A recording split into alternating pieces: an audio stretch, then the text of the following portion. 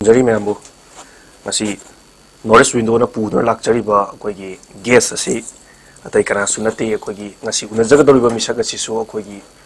URIPOK kendra da koigi nauna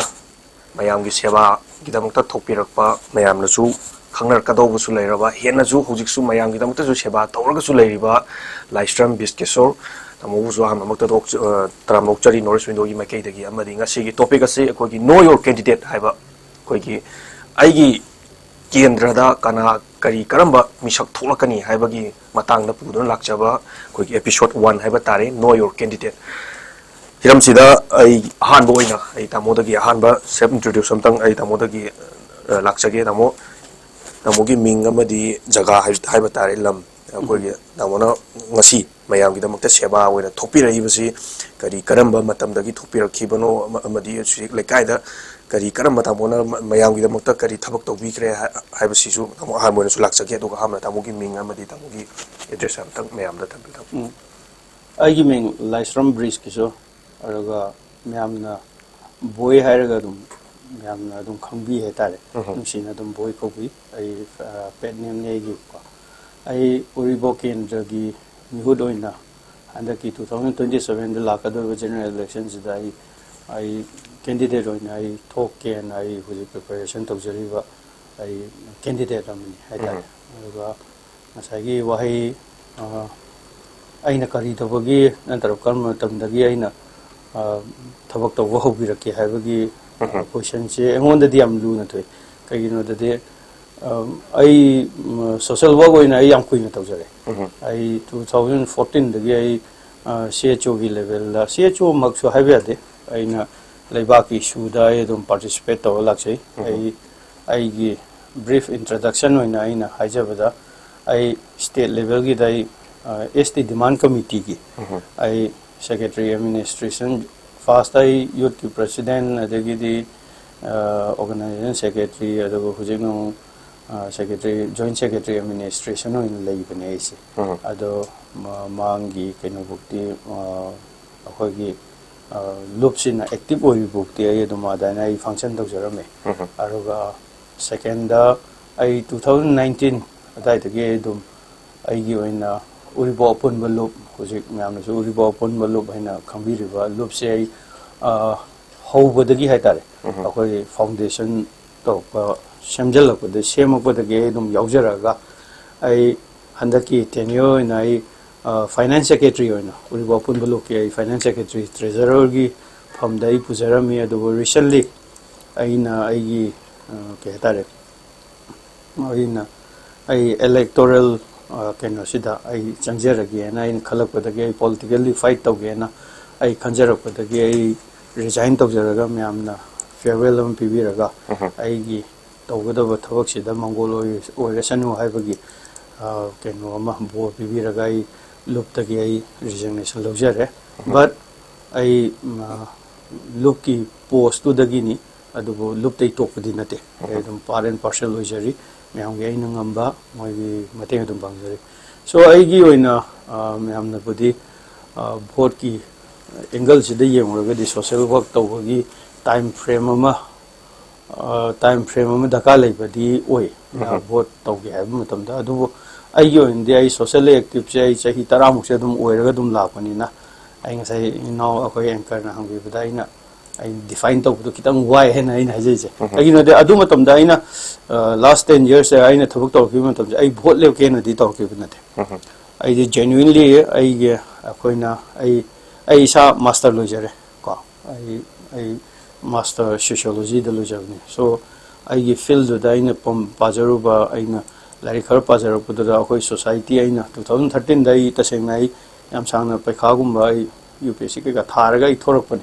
do pekha du pass to bungam da na ise ai business rom da ondhara kanda ai business to jai ai gi oina leisure se uje ai phoi bi hotel BOC gi phoi bi hotel ja in to jabni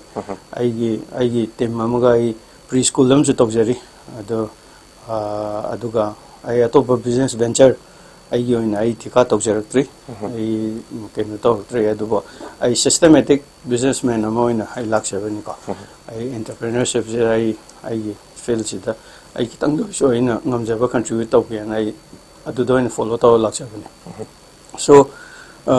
ꯑꯩꯅ ꯇꯝꯃꯨꯏꯕ ꯂꯥꯏꯔꯤꯛꯇꯨꯒ ꯑꯩꯅ ꯁꯣꯁꯥꯏꯇꯤꯁꯤꯗ ꯊꯣꯔꯛ ꯃꯇꯝꯗ ꯑꯩꯅ 2013ꯗ ꯑꯩ ꯗꯦꯜꯂꯤꯗꯩ ꯊꯣꯔꯛꯑꯦ ꯑꯗꯨꯒ ꯑꯩ ꯁꯤꯗ ꯂꯩ ꯃꯇꯝꯁꯤꯗ ꯑꯩꯅ ꯑꯗꯨ ꯃꯇꯝꯗꯨꯗ ILPꯒꯤ ꯃꯨꯚꯃꯦꯟꯁꯦ ꯌꯥꯝ ꯀꯟꯅ ꯇꯧꯔꯛꯄ ꯍꯥꯏꯇꯥꯔꯦ ILPꯒꯤ ꯃꯨꯚꯃꯦꯟ ꯇꯧꯔꯛꯄꯁꯤꯗ ꯑꯩꯒꯤ ꯌꯨꯝꯁꯦ ꯅꯥꯒꯥꯄꯥꯜ ꯄꯥꯎꯅꯝ ꯂꯩꯀꯥꯏꯗꯩꯅꯤ ꯁꯣ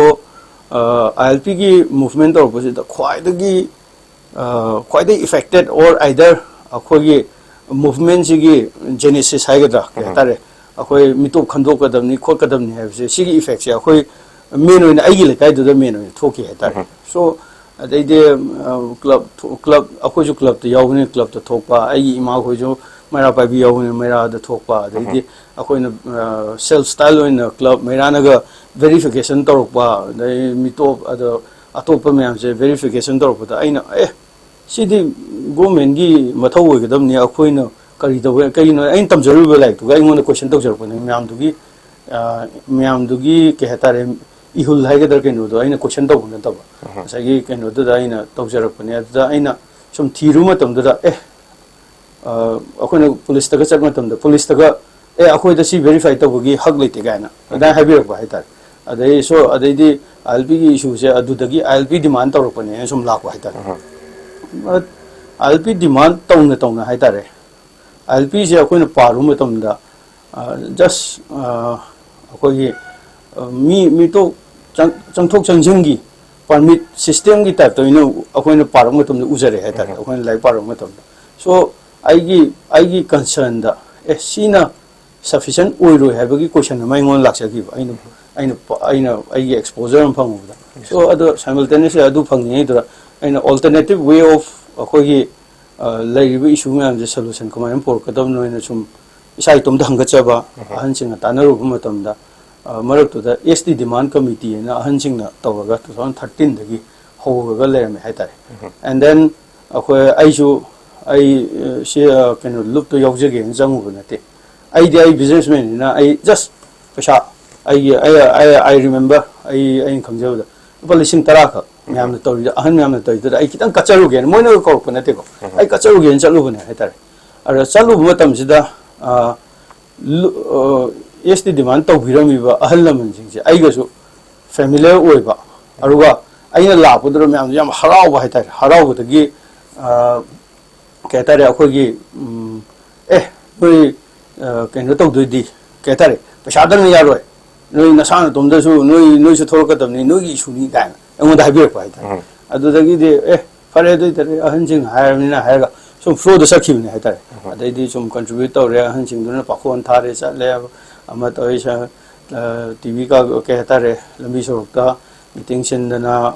ꯀꯩꯅꯣ ꯇꯧꯗꯅ ꯁꯨꯝ ꯇꯧꯔꯛꯄꯗꯒꯤ ꯑꯍꯟꯁꯤꯡꯗꯨꯅ ꯑꯗꯨꯕꯨ ꯇꯧꯔꯕꯅꯤꯅ ꯅꯪ ꯄꯣꯁ ꯑꯃ ꯄꯥꯏꯌꯨ ꯍꯥꯏꯔꯒ ꯁꯨꯝ ꯁꯥꯏꯃꯜꯇꯦꯅꯤꯌꯁꯂꯤ ꯂꯥꯛꯈꯤꯕ ꯍꯥꯏꯇꯥꯔꯦ ꯁꯣ ꯑꯩꯒꯤ ꯖꯔꯅꯤꯁꯦ ꯀꯩꯅꯣꯅꯤ ꯁ꯭ꯄꯣꯟꯇꯦꯅꯤꯌꯁ ꯑꯣꯏꯅ ꯑꯩꯅ khitang leibaki aina khangjaruba aina khitang contribute tawge haibdura sum chakiduna hujikti myamna social activist natraga social worker gi type to ubire haitare adu hogi ba journey di ai akhoi leibak sigi issue sing sigi answer am kak thiba aina pamjaba aina khangjaruba answer do phangnaba honaruba tuda sum sigi mington je phangre aruga line apirpusu oigane in thase ain sahi tarada sahi tarai mangda aina loghiru decision aina lob yaudana aina tawhiru decision da ngasi aina manipur gi lu tangkak sida aina election thingnagi hai matam sida aigi identity amoina aina si myam da takpagi so engon da phangbase engon da line su pirakani na I thase adugo ai thabak tawdi kuire adu vote ki oina tawgibdi nate adu magni ain thamjagade adu tamo matam si ko yam changna mi gi praja gi habatare praja gi seba tawbirga sulai adu hojik se khoi manipur yam trending amo oina habatare vote thokani habatare gadi ma se paisa kyam leirabano magi property kyam leirabano mayam magi social work tamodi mayam praja na ju halaman jing na ju mathang step by step chambiraga lakta ju ngasi sibok yoksulak bu ngambiri ne duga aigi second question habatare vote se thokani habatare gadi masan power amadi money power je hosiksi common oina chatnarak pugi ama lai koi election manung ji dako aduga vote me da khak thok le ma di vote kuidra kan da khak thok le hana thorok paji kyamuk kaibano haibasu masum lainadabana de lainaribani tawdabu common on manipur and the masan power gi sumba lakpo matam dadi masi elect thengnagaduru election elected member man masi gi chanabi sum hummo sum porpata di praja singje kamaina afaba lambirom de chingani vote lep twitter ma paisa khadi lerangani paisa laibaduna ni ma vote thole je duri koi chide paisa lok thoksi haibagi trading jam la ya tare do tamom si masan power ni manipur property room na praja sum ubuse masi kamaina thamini do sigi question je khoi do su thengne ha ta khoi su vote lep ke thorokani na yam toina hanggo question ni iman imanaba sing ha gera na traga naknaraba even family da wo ha tare ko ma paisa kya pair jano haibagi question je sima yam toina hang ada aigi thajabadi sigi question jina lon shoibene hana kal manipur se jilai pion je manipur gi sorry je the only question is sigi question paisa kya pair yes mamang do soina sum taja ki matam da akhoi da tapir ko se akhoi generation am lai re ko akhoi gi se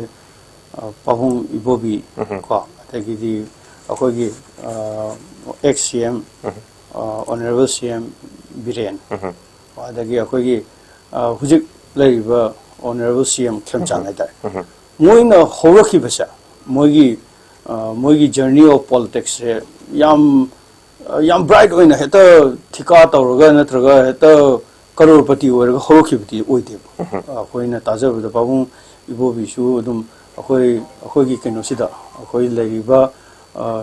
ai yum manak da bhara da leiraga ma se political activist oina ade ke hatari ma gi journey ja dan hogi na in taje hatari adagi amo akhoi gi XCM Biren se honorable XCM Biren se ma yam humbly editor moina hogi bani na I taje hatari mina ga akhoi honorable keno se XCM se cycle lam da big am ya lagi editorial keno gi type da chalami ni ne mi gi lai baksi yamu ga hai adu at the same time aku gi hujigi honorable CM se present CM se ju myam na icham jamba mi ama keret karati sanaraga myam gi thabak taw gi habagi issue da gi thoki bine na uje hai tai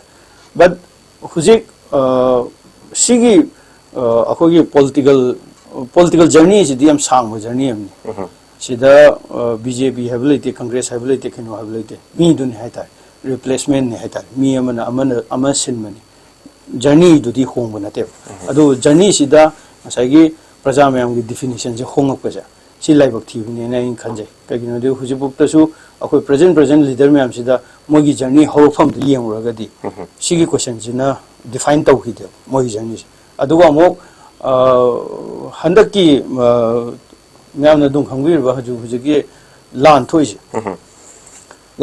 da di myam ai di khangje de 2017 da vote ka myam si tasengna asidi congress BJP gi wan na te ko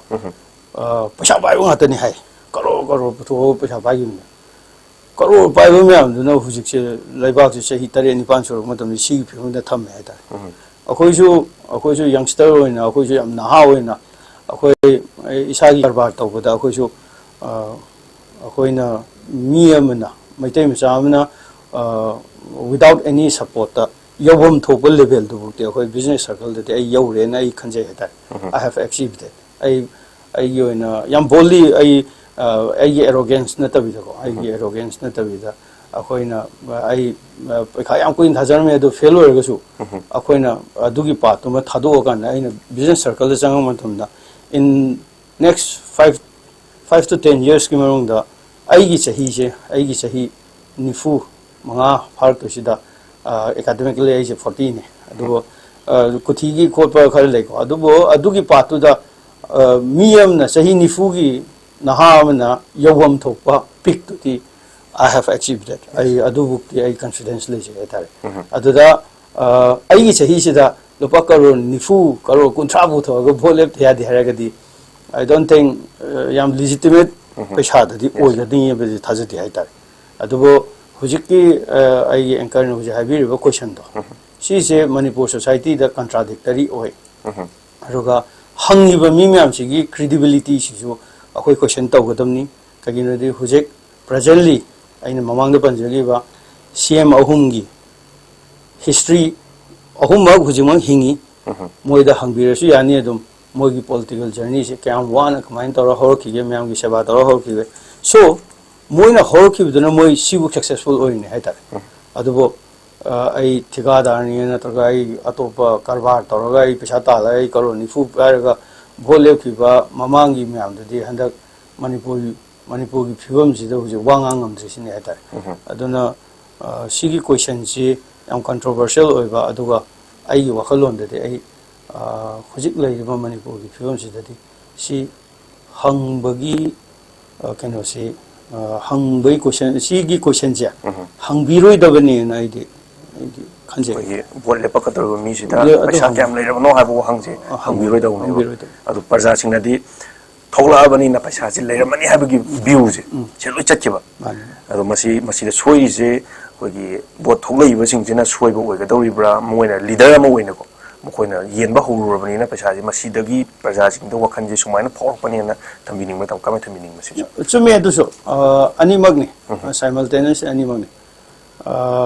lauthokna ba leitraga di piroi ko yes candidate to su lauthokna ba mi leitraga di niraktar di piroi ko ni ba helak buduna pirei ni ha tare expenditure jo dai lai give and take ngakta ni tong ai myam adu give and take to bu sida aduni aina khanjab da hanaki general election si dadi mamangi type da general election ani hogi ba ani siga kitang khena gani nei loje manipur gi asam lu ro matam sida akoi sengwai lan bangam draba le lan bangam draba matam sida sigi question sida amu hanna mamang da su tau gi bani na sum hang le ra gadi si je aduni ngasai ai nai jagi lan gani hai aruga sida prajana lali natar candidate na lali have di ai you di ai matik sadi ne khanje sigi kind of se thamgadabs adubo as a layman hujik lai manipur gi phibam sida lalamaga su chunthokadab ne habagi way forward ta wakhalon do ai thar hana khalamaga su way forward ta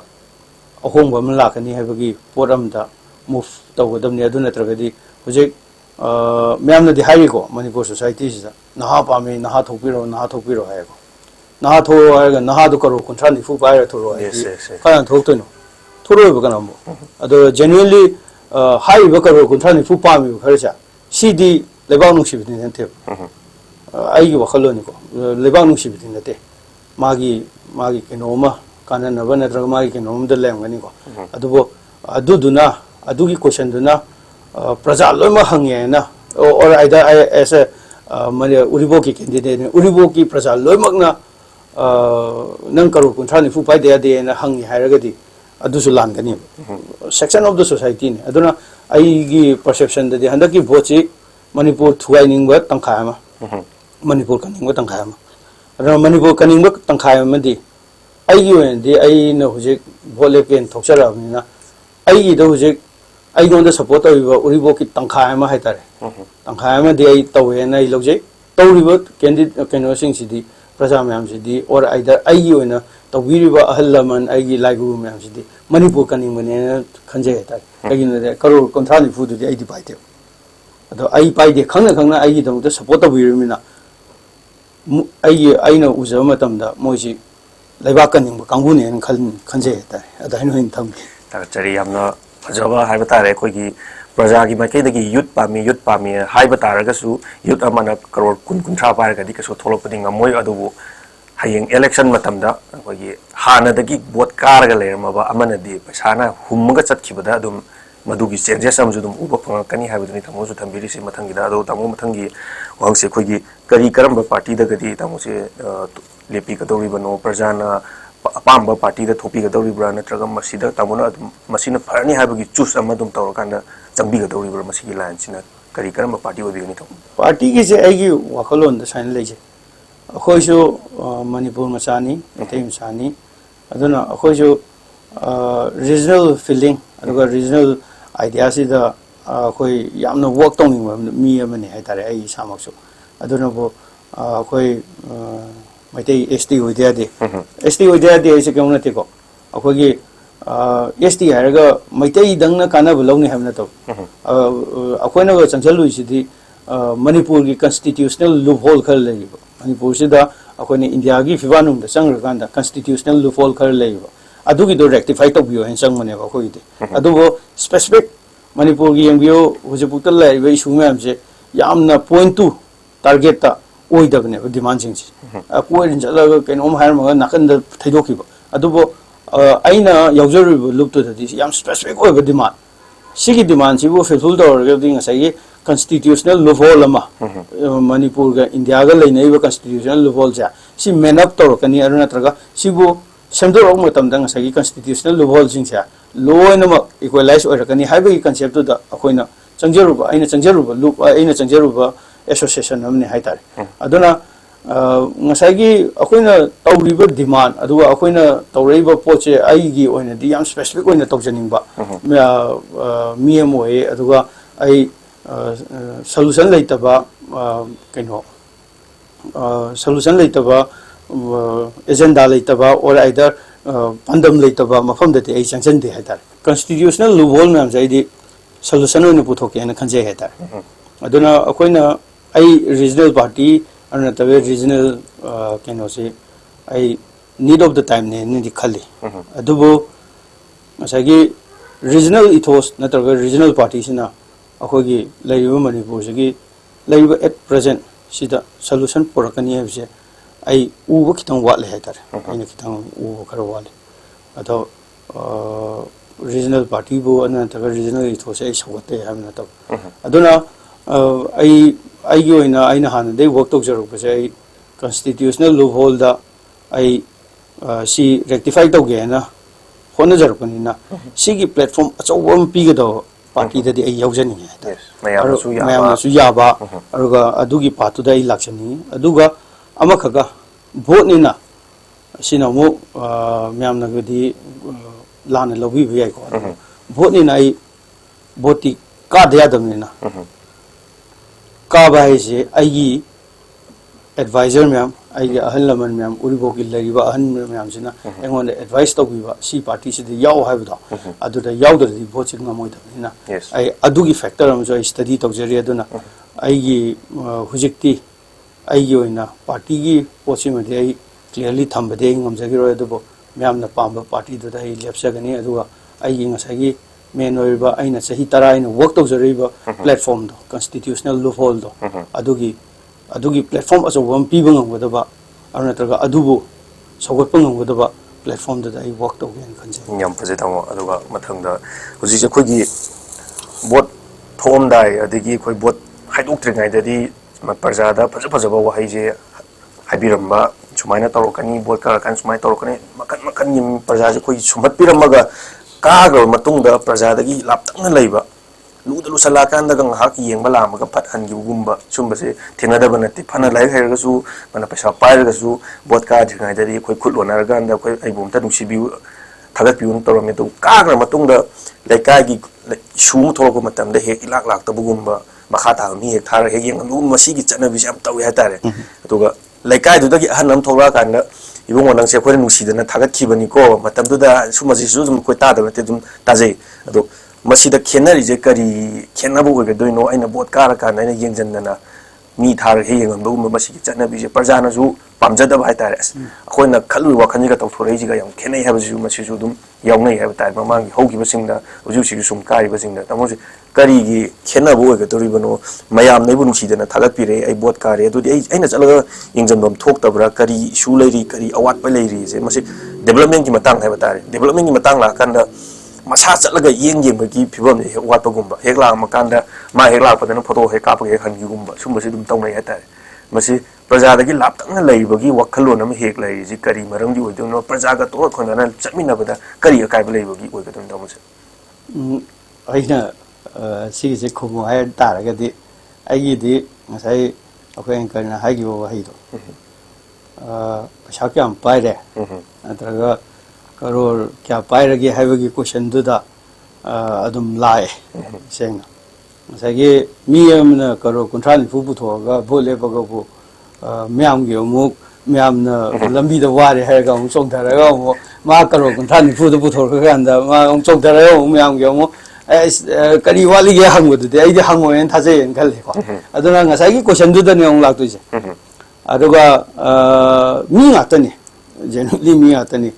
ꯇꯤꯡꯉꯤꯕꯗꯨꯁꯨ ꯃꯤꯅꯤ ꯂꯧꯊꯣꯛꯏꯕꯗꯨꯁꯨ ꯃꯤꯅꯤ ꯅꯠꯇ꯭ꯔꯅꯦ ꯑꯗꯨꯒ ꯑꯅꯤꯃꯛꯇꯣ ꯁꯥꯏꯃꯜꯇꯦꯅꯤꯌꯁꯂꯤ ꯆꯞ ꯃꯥꯟꯅꯔꯕꯅꯤꯅ ꯉꯁꯥꯏꯒꯤ ꯑꯍꯟꯗꯨꯅꯕꯨꯗꯤ ꯊꯋꯥꯏ ꯅꯨꯡꯉꯥꯏꯇꯗꯅꯕꯨꯗꯤ ꯍꯥꯏꯗꯣꯏꯅꯦꯀꯣ ꯑꯗꯣ ꯇꯤꯡꯉꯤꯕ ꯅꯨꯄꯥꯗꯨꯅꯗꯤ ꯑꯗꯨꯝ ꯍꯌꯦꯡ 30 ꯅꯤꯐꯨ ꯑꯃꯨꯛ ꯊꯥꯗꯔꯒ ꯑꯃꯨꯛ ꯑꯟꯁꯔ ꯄꯤꯔ ꯂꯣꯏꯔꯦꯅ ꯚꯣꯠꯇꯨ ꯅꯛꯁꯜꯂꯀꯥꯟꯗ ꯍꯥꯏꯅ ꯑꯗꯨꯃꯥꯏꯅ ꯂꯥꯛꯀꯅꯤ ꯍꯥꯏꯅ ꯈꯜꯂꯤ ꯑꯗꯨꯅ ꯑꯩꯈꯣꯏꯒꯤ ꯄꯣꯂꯤꯇꯤꯀꯦꯜ ꯐ꯭ꯔꯦꯝꯋꯥꯔꯛꯇ ꯁꯤꯗꯅꯤ ꯂꯥꯛꯇꯣꯏꯁꯦ ꯍꯣꯡꯗꯣꯛꯇꯕ ꯌꯥꯔꯣꯏ ꯍꯥꯏꯁꯦ ꯃꯌꯥꯝꯒꯤ ꯑꯦꯛꯁꯄꯦꯛꯇꯦꯁꯟꯗꯨꯗ ꯊꯕꯛ ꯇꯧꯒꯦ ꯍꯥꯏꯔꯒꯗꯤ ꯑꯁꯦꯡꯕ ꯉꯁꯥꯏꯒꯤ elected ꯅꯠꯇ꯭ꯔꯒ candidate ꯑꯃ ꯈꯟꯕꯗꯨꯒꯤ criteria-ꯁꯨ ꯑꯆꯨꯝꯕꯗ ꯑꯣꯏꯒꯗꯕ ꯍꯨꯔꯥꯟꯕꯗ criteria ꯄꯤꯔꯒ ꯁꯥꯙꯨ ꯑꯣꯏꯌꯨ ꯍꯥꯏꯗꯤ ꯀꯅꯥ ꯌꯥꯗꯣꯏꯅꯣ ꯅꯠꯇ꯭ꯔꯅꯦ ꯄꯨꯔꯥ ꯍꯨꯔꯥꯜꯂꯒ ꯄꯩꯁꯥꯗꯨ ꯑꯩꯈꯣꯏ ꯑꯩꯅ ꯁꯦꯡꯅ ꯍꯥꯏꯖꯦ ꯑꯩꯒꯤ ꯆꯍꯤꯁꯤꯗ ꯀꯔꯣꯔ 30 ꯅꯤꯐꯨ ꯄꯥꯏꯔꯦꯒ ꯍꯥꯏꯔꯒꯗꯤ ꯑꯗꯨꯗꯤ ꯑꯁꯦꯡꯕ ꯄꯩꯁꯥꯗꯤ ꯑꯣꯏꯔꯝꯃꯔꯣꯏ ꯑꯗꯨꯗ ꯑꯃꯨꯛ ꯅꯪ ꯂꯥꯏꯗꯨꯃꯥꯏꯅ ꯑꯩꯈꯣꯏꯒꯤ ꯁꯦꯕꯥ ꯇꯧ ꯍꯥꯏꯔꯒꯗꯤ ꯑꯗꯨꯗꯤ ꯇꯣꯉꯥꯟꯕ ꯑꯃꯅꯦꯕ ꯑꯩꯈꯣꯏꯅꯁꯨ ꯂꯥꯏ ꯈꯨꯔꯨꯝ ꯆꯠꯄꯗ ꯀꯠꯂꯤꯕ ꯍꯩ ꯔꯥ ꯈꯔꯗꯨꯅ ꯑꯩꯈꯣꯏꯅ ꯂꯥꯏꯗꯁꯨ ꯕꯥꯔꯒꯦꯟ ꯇꯧꯔꯤꯁꯦ ꯑꯩꯈꯣꯏꯕꯨ ꯅꯨꯡꯁꯤꯕꯤꯌꯨ ꯑꯩꯈꯣꯏ ꯀꯟꯕꯤꯌꯨ ꯍꯥꯏꯅ ꯍꯥꯏꯔꯤꯅꯦꯕꯀꯣ ꯑꯗꯨꯗ ꯂꯥꯏꯒꯤꯗꯤ ꯑꯃꯈꯛ ꯂꯩꯕꯗꯣ ꯅꯪꯅ ꯀꯌꯥꯝ ꯀꯠꯀꯦꯔꯥ ꯀꯩꯅꯣ ꯇꯧꯒꯦꯔꯥ ꯊꯃꯣꯏ ꯁꯦꯡꯅ ꯎꯅꯥ ꯑꯃꯈꯛ ꯀꯠꯂꯒꯁꯨ ꯂꯩ ꯃꯅꯥ ꯑꯃꯈꯛ ꯀꯠꯂꯒꯁꯨ ꯊꯃꯣꯏꯕꯨ ꯁꯦꯡꯉꯒꯗꯤ ꯀꯩꯅꯣ ꯇꯧꯋꯦꯗꯣ ꯑꯗꯨꯅ ꯉꯁꯥꯏꯒꯤ ꯑꯩꯈꯣꯏꯒꯤ ꯑꯦꯡꯀꯔꯅ ꯍꯥꯏꯕꯤꯔꯤꯕ ꯀꯣꯏꯁꯟ ꯃꯣꯏ ꯁꯨꯃꯥꯏꯅ ꯇꯧꯏ ꯁꯤ ꯇꯧꯏ ꯍꯥꯏꯔꯤꯕ ꯃꯌꯥꯝꯗꯣ ꯃꯥꯒꯤꯁꯨ ꯊꯃꯣꯏ ꯁꯦꯡꯕꯒꯤ ꯃꯊꯧ ꯑꯃ ꯇꯥꯏ ꯍꯪꯉꯤꯕ ꯅꯨꯄꯥꯗꯨꯒꯤ ꯀꯣꯏꯁꯟꯗꯣ ꯃꯥ ꯀꯌꯥꯝ ꯁꯦꯡꯉꯦ ꯍꯥꯏꯕꯗꯨꯗ ꯂꯥꯛꯀꯅꯦꯕ ꯑꯗꯨꯅ ꯁꯤꯒꯤ ꯖꯁꯃꯦꯟꯁꯦ ꯑꯩꯅꯗꯤ ꯄꯤꯐꯝꯗꯤ ꯊꯣꯛꯇꯦ ꯑꯗꯨꯕꯨ ꯀꯣꯏꯅ ꯆꯠꯄ ꯃꯇꯝꯗ ꯂꯥꯏ ꯅꯤꯡꯕꯗꯨꯁꯨ ꯊꯃꯣꯏ ꯁꯦꯡꯅ ꯅꯤꯡꯕꯤꯌꯨ ꯍꯥꯏꯕꯗꯨꯃꯥꯏꯅ ꯍꯟꯗꯛꯀꯤ ꯏꯂꯦꯛꯁꯟꯁꯤꯗꯁꯨ ꯊꯃꯣꯏ ꯁꯦꯡꯅ ꯑꯃꯨꯛꯇꯪ ꯂꯩꯕꯥꯛ ꯏꯃꯥ ꯂꯩꯕꯥꯛꯀꯤꯗꯃꯛꯇ ꯈꯜꯂꯒ ꯍꯟꯗꯛꯀꯤꯏꯂꯦꯛꯁꯟꯁꯦ ꯑꯃꯨꯛꯇꯪ ꯊꯥꯗꯕꯤꯌꯨ ꯑꯗꯨꯗ ꯑꯗꯨꯝ ꯊꯃꯣꯏꯕꯨ ꯁꯦꯡꯉꯒꯗꯤ ꯉꯁꯥꯏꯒꯤ ꯃꯌꯥꯝꯅ ꯄꯥꯝꯃꯤꯕ ꯊꯃꯣꯏ ꯁꯦꯡꯕꯗꯣ ꯑꯗꯨꯝ ꯊꯣꯛꯆꯔꯛꯀꯅꯤꯅ ꯑꯗꯨꯃꯥꯏꯅ ꯊꯝꯖꯒꯦ ꯆꯨꯝꯅꯁꯨ ꯊꯝꯕꯤꯌꯨ ꯇꯥꯃꯣ ꯑꯗꯨꯒ ꯃꯇꯥꯡꯁꯤꯗ ꯑꯩꯈꯣꯏ ꯑꯩ ꯍꯥꯞꯆꯤꯟꯖꯔꯛꯀꯦ ꯑꯩꯈꯣꯏꯒꯤ ꯍꯧꯖꯤꯛ ꯍꯧꯖꯤꯛ ꯊꯣꯛꯏꯕ ꯃꯅꯤꯄꯨꯔꯒꯤ ꯏꯁꯨꯁꯦ ꯃꯅꯤꯄꯨꯔꯒꯤ ꯏꯁꯨꯁꯦ ꯄꯥꯜꯂꯤꯕ ꯒꯣꯔꯃꯦꯟꯁꯤꯅꯁꯨ ꯃꯈꯣꯏꯒꯤ ꯃꯊꯧꯅꯦꯕ ꯌꯦꯡꯁꯤꯟꯕꯤꯕꯁꯦ ꯇꯧꯕꯇꯕꯨ ꯑꯩꯈꯣꯏꯒꯤ ꯂꯥꯏꯔꯤꯛ ꯂꯥꯏꯁꯨ ꯍꯩꯕ ꯋꯥ ꯉꯥꯡꯅꯕ ꯌꯥꯝ ꯉꯝꯕ ꯇꯤꯡꯊꯣꯛꯄꯁꯨ ꯌꯥꯎꯗꯕꯗꯤ ꯅꯠꯇꯦ ꯌꯥꯎꯏ ꯁꯨꯛ ꯁꯥꯡꯅ ꯀꯨꯏꯁꯜꯂꯛꯄꯒꯤ ꯒꯦꯞ ꯂꯩꯔꯤ ꯆꯍꯤ 3 ꯍꯦꯟꯖꯜꯂꯛꯄꯒꯤ ꯒꯦꯞ ꯂꯩꯔꯤꯁꯤ ꯃꯁꯤ ꯒꯣꯔꯃꯦꯟ ꯑꯩꯈꯣꯏ ꯁ꯭ꯇꯦꯠ ꯒꯣꯔꯃꯦꯟꯁꯤ ꯁꯣꯟꯕꯒꯤ ꯑꯣꯏꯒꯗꯧꯔꯤꯕ꯭ꯔꯥ ꯅꯠꯇ꯭ꯔꯒ ꯁꯦꯟꯇꯔꯅ ꯁꯨꯝ ꯁꯥꯟꯅꯔꯒ ꯂꯩꯕꯒꯤ ꯃꯁꯤ ꯑꯄꯨꯟꯕ ꯑꯩꯈꯣꯏꯒꯤ ꯗꯣꯜ ꯃꯥꯟꯅꯕ ꯃꯥꯟꯅꯗꯕ ꯇꯣꯉꯥꯟꯅ ꯊꯝꯈ꯭ꯔꯒ ꯄꯨꯂꯞ ꯄꯨꯟꯁꯤꯜꯂꯀꯥꯟꯗ ꯔꯤꯂꯤꯞꯇ ꯂꯩꯔꯤꯕ ꯃꯤꯁꯤꯡꯁꯤ ꯃꯈꯣꯏꯁꯦ ꯃꯁꯥ ꯃꯁꯥꯒꯤ ꯃꯌꯨꯝꯗ ꯍꯟꯖꯤꯜꯍꯟꯕꯁꯦ ꯀꯔꯤꯒꯤꯗꯃꯛꯇ ꯉꯝꯗ꯭ꯔꯤꯕꯅꯣ ꯃꯈꯣꯏ ꯄꯨꯟꯁꯤꯜꯂꯀꯥꯟꯗ ꯑꯆꯧꯕ ꯈꯣꯜꯂꯥꯎ ꯑꯃ ꯂꯥꯎꯕ ꯃꯇꯝꯗ ꯀꯔꯤꯒꯤ ꯃꯁꯤ ꯉꯝꯕꯝ ꯊꯣꯛꯇꯕ꯭ꯔꯥ ꯃꯁꯤꯗ ꯉꯝꯗ꯭ꯔꯤꯁꯦ ꯀꯔꯤ ꯑꯁꯣꯟꯕ ꯂꯩꯕꯒꯤꯅꯣ ꯀꯔꯤ ꯑꯁꯣꯏꯕ ꯂꯩꯕꯒꯤ ꯑꯣꯏꯕꯤꯒꯗꯧꯅꯣ ꯇꯥꯃꯣꯁꯦ ꯑꯦꯁ ꯑꯦ ꯄꯣꯂꯤꯇꯤꯀꯦꯜ ꯑꯃ ꯑꯣꯏꯅ ꯀꯔꯤ ꯊꯝꯕꯤꯅꯤꯡꯉꯤ ꯇꯥꯃꯣꯁꯦ ꯑꯩꯒꯤ ꯋꯥꯈꯜꯂꯣꯟꯗꯗꯤꯀꯣ ꯍꯧꯖꯤꯛ ꯂꯩꯔꯤꯕ ꯃꯅꯤꯄꯨꯔꯒꯤ ꯏꯁꯨꯁꯦ ꯇꯁꯦꯡꯅ ꯃꯌꯥꯝꯅ ꯏꯁꯨꯁꯦ ꯈꯪꯗꯕꯩꯅꯦꯅ ꯑꯩꯗꯤ ꯂꯧꯖꯩ ꯍꯥꯏꯇꯥꯔꯦ ꯀꯩꯒꯤꯅꯣꯗꯤ ꯃꯌꯥꯝꯅꯕꯨꯗꯤ ꯌꯥꯝ ꯇꯣꯏꯅ ꯍꯥꯏꯀꯣ ꯇꯤꯚꯤ ꯀꯥꯒꯖꯇ ꯍꯥꯟꯅꯗꯩ ꯊꯣꯔꯛꯑꯕꯅꯤ ꯌꯥꯝ ꯁꯥꯡꯅ ꯊꯣꯔꯛꯈ꯭ꯔꯕꯅꯤ ꯆꯍꯤ 20-30ꯒꯤ ꯄ꯭ꯔꯣꯕ꯭ꯂꯦꯝꯅꯤ ꯍꯧꯖꯤꯛ ꯁꯣꯂꯨꯁꯟ ꯄꯨꯔꯛꯄ ꯉꯝꯗ꯭ꯔꯤꯅꯤ ꯈꯣꯠꯄ ꯑꯩ CHOꯗꯁꯨ ꯆꯩꯖꯕ ꯅꯠꯇꯕ CHO ꯃꯌꯥꯝꯁꯨ ꯇꯁꯦꯡꯅ ꯃꯣꯏꯁꯨ ꯍꯧꯖꯤꯛ ꯊꯣꯛꯏꯕ ꯄ꯭ꯔꯣꯕ꯭ꯂꯦꯝ ꯃꯌꯥꯝꯁꯦ ꯁꯣꯁꯤꯌꯦꯜ ꯏꯁꯨꯒꯤ ꯇꯥꯏꯞꯇ ꯑꯣꯏꯅ ꯗꯤꯜ ꯇꯧꯋꯦꯕ ꯄ꯭ꯔꯣꯕ꯭ꯂꯦꯝꯗꯤ ꯑꯗꯨꯅꯦ ꯀꯩꯒꯤꯅꯣꯗꯤ ꯁꯤ ꯄꯣꯂꯤꯇꯤꯀꯦꯜ ꯏꯁꯨꯅꯦꯕ ꯃꯅꯤꯄꯨꯔꯗ ꯊꯣꯛꯏꯁꯦ ꯄꯣꯂꯤꯇꯤꯀꯦꯜ ꯏꯁꯨꯅꯤ ꯑꯦꯛꯖꯥꯝꯄꯜ ꯑꯣꯏꯅ ꯍꯧꯖꯤꯛ ꯑꯩꯈꯣꯏ ꯅꯥꯒꯥꯒꯤ ꯏꯆꯤꯜ ꯏꯅꯥꯎꯅ ꯒ꯭ꯔꯦꯇꯔ ꯅꯥꯒꯥꯂꯦꯟ ꯇꯥꯜꯂꯤꯁꯦ ꯄꯣꯂꯤꯇꯤꯀꯦꯜ ꯏꯁꯨꯅꯤ ꯀꯨꯀꯤꯒꯤ ꯏꯆꯤꯜ ꯏꯅꯥꯎꯅ ꯀꯨꯀꯤꯂꯦꯟ ꯇꯥꯜꯂꯤꯁꯦ ꯁꯤꯁꯨ ꯄꯣꯂꯤꯇꯤꯀꯦल ꯏꯁꯨꯅꯦꯕ ꯃꯩꯇꯩꯅꯅꯦ ꯁꯣꯚꯔꯦꯅꯤꯇꯤ ꯇꯥꯜꯂꯤꯁꯤꯁꯨ ꯄꯣꯂꯤꯇꯤꯀꯦꯜ ꯏꯁꯨꯅꯦꯕ ꯑꯗꯨꯕꯨ ꯑꯩꯈꯣꯏꯒꯤ ꯄ꯭ꯔꯣꯕ꯭ꯂꯦꯝꯗꯤ ꯑꯩꯈꯣꯏ ꯃꯅꯤꯄꯨꯔꯗ ꯄ꯭ꯔꯣꯕ꯭ꯂꯦꯝ ꯑꯃꯈꯛ ꯊꯣꯛꯏꯁꯦ ꯄꯣꯂꯤꯇꯤꯀꯦꯜ ꯄ꯭ꯔꯣꯕ꯭ꯂꯦꯝꯁꯦ ꯁꯣꯁꯤꯌꯦꯜ ꯏꯁꯨꯒꯤ ꯇꯥꯏꯞꯇ ꯁꯣꯜቭ ꯇꯧꯒꯦꯅ ꯈꯟꯕꯩꯅꯦ ꯑꯩꯈꯣꯏ ꯍꯧꯖꯤꯛ ꯑꯩꯈꯣꯏ ꯑꯦꯡꯀꯔꯅꯕꯨꯗꯤ ꯍꯥꯏꯕꯤꯔꯤꯀꯣ ꯑꯩꯈꯣꯏꯒꯤ ꯌꯥꯝꯅ ꯏꯖꯨꯀꯦꯇꯦꯗ ꯑꯣꯏꯕ elected ꯃꯌꯥꯝ ꯌꯥꯎꯔꯤ ꯃꯣꯏꯅ ꯚꯣꯏꯁ ꯊꯣꯛꯄ ꯉꯝꯗ꯭ꯔꯤꯁꯦ ꯀꯩꯒꯤꯅꯣ ꯍꯥꯏꯕ ꯃꯇꯝꯗ ꯃꯤ ꯑꯃꯈꯤꯇꯪꯅ ꯃꯅꯤꯄꯨꯔꯒꯤ ꯄ꯭ꯔꯣꯕ꯭ꯂꯦꯝ ꯁꯣꯜቭ ꯇꯧꯅꯤ ꯍꯥꯏꯔꯒꯗꯤ ꯑꯗꯨꯗꯤ ꯑꯩꯗꯤ ꯑꯣꯏꯔꯣꯏꯅ ꯈꯜꯂꯦꯕ ꯏꯚꯟ ꯑꯩꯈꯣꯏꯒꯤ ꯑꯣꯅꯔꯦꯕꯜ CM ꯍꯥꯏꯇꯥꯔꯦ ꯍꯧꯖꯤꯛ ꯑꯅꯧꯕ CMꯁꯦ ꯁꯤꯁꯤꯅ ꯀꯩ ꯍꯥꯏꯇꯥꯔꯦ solution lom por kani ga na akoi expect to oi tar ga di adu su lang gani let it be anybody ko ai oi tar so cm mo oi ko ada ai na solution lom por kani di lang gani but akoi myam gi mindset ama chum thok ma thok ta chu gi level da student gi level da societal level da maira pai bi club ki level da tawri ba manipur gi problem ja political problem adu realize to one numit to da akoi solution lom por kani kai no di laina khangdana layong khangya ro akoi manipur ta shi laina khangna layong layeng ne aduna bo je manipur de kidney naramaga heart ki hidak je ne am twin na tra diabetes naramada kadai de karum laina no songthor bu yaw ne na tra aduna layong khangdana hidak bi je ya ro he si poche han thamaga sidagi solution por kadam ne ba aduna akhoi sida larik haigera laibag ningera until unless akhoi sana realize tawdraba that akhoi problem is a political problem or the political solution por kadam political solution por kya that political participation to me amja politically aware kadam ni aruga political participation to ja siamu ground level da club maira su political participation to ni hujik akoi yang ka ong kenu da so dum la akoi maira pai bi club ta sang ong da hong bi so moi de har kani ba akoi de club na kamai na bo jaw de no como club maira na kamai na politics jaw de no har kani but political solution ki dong ta moi lambi da thoga imalai ba kan dia ro hai ni yes ado imalai ba na ya fare na ha launi ba ima laibak hai do laibak to the politics yar me yes social issue itari social gi di akoi di am chawa akoi di yam structure over nature like re akoi culture in india gi mai por pongami raslira na jagoi sports na akoi india da akoi masak tai ni akoi di social problem leite political problem leina aduna until unless maira ground level da maira club na realize to dri akoi solution por pongamoi lambi sorok ta lawbane yaroi hana khangadabni akoi problem se kaino problem khangakanda solution por kadabni aduna ngasai anchor na thambiri question du da aina hajening modi problem khangdabai solution por tri se haraga sai tension okay o mase kogi aroi bai tare aroi boina ta mo lakchini je amona bot se kar matung da kara kanda hojik laiba manipur issue se kamaina solve tawrokpa ngambirakani amadi issue gi matang na puthuoga mayamda henna manungi thitna khanghanbiba haiba tare tamona bose karaba matungda kari tawbirakani amadi praja singi apinba fulpin tawhanbiba ngamnama isana dum hona jagatra praja gi site gi complaint amta laktana bo adum isana khangna praja na pami bi issue ji mak adum solve tawbibo adum ngamgadori bra natraga hayeng kara kanda mayamna huji huji adum lairiba gi sigi phibam na sum laigadra tam kamai thambini yaroibada aigi oina de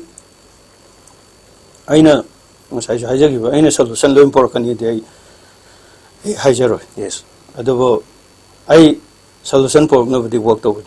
kai gino de ai haijan badang na to for the last 10 years it's a base level ai last 10 years ai aina yaujari ba state level gi organization lo so solution por khina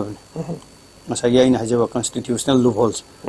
constitutional loophole haire ise ke unate sigi sida loimak laidone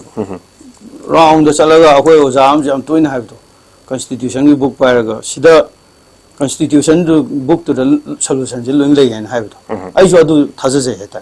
so ai gi oina aina tokjaga dabdi ai manipur gi ngasa gi thinking ja aina kai gum elected hoba kendra gi budi tasengna kendra gi oina di akoi gi ai gi kendra gi diam aina khanjab dem lai han khanje ke gi de heart of the city the labani ko ma'am से well aware होयर मंगातनी अरुगा अवाबो दिलै अदुबो अखोगी अवाब सिंग से दुम India government नत्रगो जगी government की beneficiary है तारे public distribution जिना दुम sufficient होरगा मोय दुम सैटिस्फाई होगनी एन खले अदुबो केंद्र की नतबो आइना हजेसिना लैबा की ओनति होजे अखोगी थिंकिंग दा है तारे अखोगी माइंडसेट अम चेंज तौदबो यारो हैबजा सीएम मांग दा थमगा आई वर्क तौजगनी आई वर्क तौगनी आई हानदेज तौजरे और आई हानदेज ओदम हजे मैम दा दुम हजे political problem ni political solution for kadam ni aina kaaba mina kaaba nate problem di myam na aware of the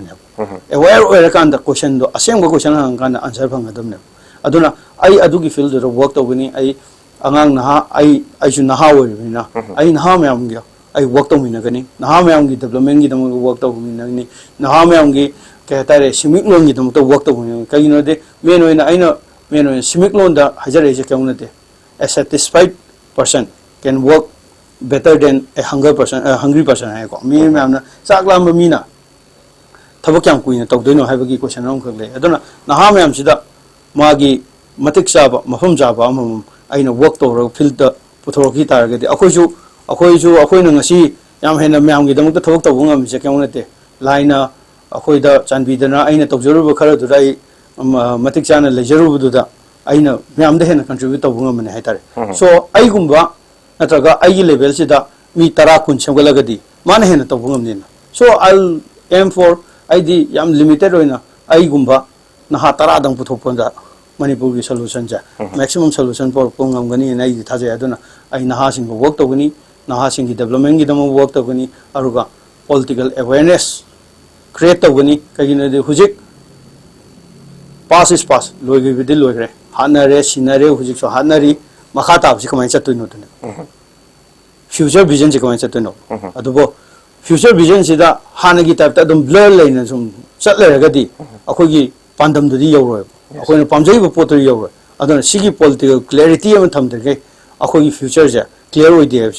sigi concept ja engonde yam clear oine le jabina ai myam gi oina political clarity gi damu dai work to gani have sida ai thamjagi thagachari damo chillo matam kya kai thopi du nanga sigi political gi matang da tamo thambir ba wafam asumba asengba tawgani amadi sangla chahi tara hena praja ga loina raga seba tawraga praja gi thabak su tawraga su lakpiri amadi isagi education da bu oiro well qualified jo obiraba amadi thambir ba wafam sing su isagi thamoi gi tholak pa satisfy oiba nga tani thambir si thaga chari tamo chilma tam ga kai thopi du nanga sigi north window ge episode 1 know your candidate haiba gi topic sida yam mari chuma thambi gi na ta tamo su haninga liten thaga chari all the best tamo gi lakadaba election da su mai pa su ubirsan wa haiba su aroi boina mayam gi wafam da su hajari ayo so lo shalak pasida yamna nuai aigi koi nau sing adagi koi notice window na aigi ga interaction to hogi mikuba ma bibi bei dam ta engon da so yamna nuai je aruga aina pamjai bai wakalon se spread out to da su akoi gi media gi fraternity sina mateng pang bei dam ta yamna nuai jari aruga mai pak pasu hojage laiba kan basu minasi ado loirak pasida aina jana akoi laiba kan basina priority da thamaga akoi yai famina rese haraga soida tension